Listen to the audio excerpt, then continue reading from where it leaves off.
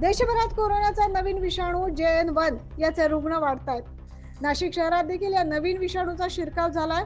नाशिक शहरातील 3 जणांना या नवीन विषाणूची लागण झाल्याचं वैद्यकीय अहवालात निष्पन्न झालंय. त्यामुळे नाशिक महानगरपालिकेची वैद्यकीय यंत्रणा सतर्क झाली आहे. रुग्ण आढळलेल्या परिसरात कॉन्टॅक्ट ट्रेसिंग सुरू केलं जात आहे. तसेच महापालिकेच्या बिटको आणि डॉक्टर झाकीर हुसेन रुग्णालयात विशेष कक्ष सज्ज करण्यात आलाय. अगोदर नाशिक जिल्ह्याच्या ग्रामीण भागातील त्र्यंबकेश्वर आणि सिन्नर या भागात या नवीन विषाणूचे रुग्ण आढळले. त्यानंतर अवघ्या काही दिवसातच आता नाशिक शहरात देखील 3 रुग्ण आढळले.